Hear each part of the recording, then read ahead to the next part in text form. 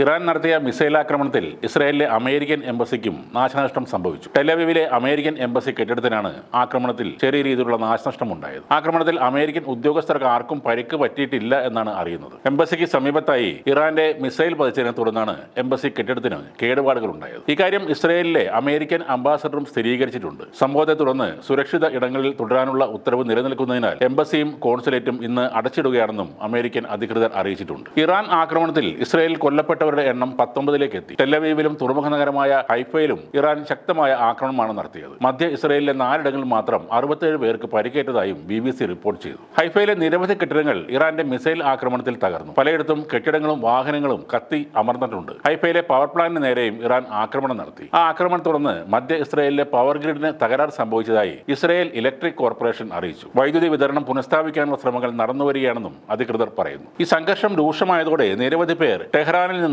പലായനം ചെയ്യുകയാണെന്ന് CNN report ചെയ്തു. ടെഹ്റാനിലെ വിവിധ ഇടങ്ങളിൽ ഇസ്രായേൽ ആക്രമണം നടത്തിയതിന് പിന്നാലെയാണ് ജനങ്ങൾ നഗരം വിടാൻ ശ്രമിക്കുന്നതെന്നും നഗരത്തിലെ പെട്രോൾ പമ്പുകളിൽ ഇന്ധനം നിറക്കാനായി വാഹനങ്ങളുടെ വലിയ നിരയാണെന്നും റിപ്പോർട്ടിൽ പറയുന്നു. കഴിഞ്ഞ ദിവസം ഇറാന്റെ ആയുധ നിർമ്മാണ കേന്ദ്രങ്ങൾക്ക് സമീപം താമസിക്കുന്നവരോട് ഒഴിഞ്ഞു പോകണമെന്ന് ഇസ്രായേൽ നിർദ്ദേശിച്ചിരുന്നു. ഒഴിഞ്ഞു പോയില്ലെങ്കിൽ ജീവൻ അപകടത്തിലാകുമെന്നും ഇസ്രായേൽ മുന്നറിയിപ്പ് നൽകിയിരുന്നു. അതേസമയം ഇസ്രായേലിലെ സൈനിക താവളങ്ങൾക്ക് സമീപം താമസിക്കുന്നവർ ഒഴിഞ്ഞു പോകണമെന്ന് ഇറാനും ഒരു മുന്നറിയിപ്പ് നൽകിയിരുന്നു. ഇറാൻ നടത്തിയ മിസൈൽ ആക്രമണത്തിൽ ഇസ്രായേൽ പ്രധാനമന്ത്രി ബെഞ്ചമിൻ നെതന്യാഹുവിന്റെ കുടുംബ വീട് തകർന്നതായും റിപ്പോർട്ടുകൾ പറയുന്നു. നെതന്യാഹുവിന്റെ സിസേറിയയിലെ കുടുംബ വസതിക്ക് നേരെയാണ് ഇറാൻ മിസൈൽ ആക്രമണം നടത്തിയത്. എന്നാൽ ആർക്കും അപകടം ഉണ്ടായതായി റിപ്പോർട്ടില്ല. 2 ഫ്ലാഷ് ബോംബുകൾ അദ്ദേഹത്തിന്റെ ഉദ്യാനത്തിൽ പതിച്ച് കെട്ടിടത്തിന് നാശനഷ്ടങ്ങൾ വരുത്തിയിട്ടുണ്ട്. നെതന്യാഹു അദ്ദേഹത്തിന്റെ കുടുംബാംഗങ്ങളോ ആ സമയത്ത് ആ വീട്ടിൽ ഉണ്ടായിരുന്നില്ല. ആക്രമണത്തെ തുടർന്നുള്ള ദൃശ്യങ്ങൾ ഇറാനിലെ ഏതാനും പ്രാദേശിക മാധ്യമങ്ങൾ സോഷ്യൽ മീഡിയയിലൂടെ പുറത്തുവിട്ടിട്ടുണ്ട്. തുടർച്ചയായ 4ാം ദിവസവും ഇറാനും ഇസ്രായേലും തമ്മിൽ പരസ്പരം ഏറ്റുമുട്ടുകയാണ്. ഇറാൻ ആക്രമണം ശക്തമാക്കിയതോടെ ഇസ്രായേലികളും വ്യാപകമായി നാടുവിടുന്നതായും റിപ്പോർട്ടുകളുണ്ട്. രാജ്യത്തെ പെട്രോൾ പമ്പുകളിൽ വലിയ രീതിയിലുള്ള തിരക്ക് അനുഭവപ്പെടുന്നു എന്നും പലയിടത്തും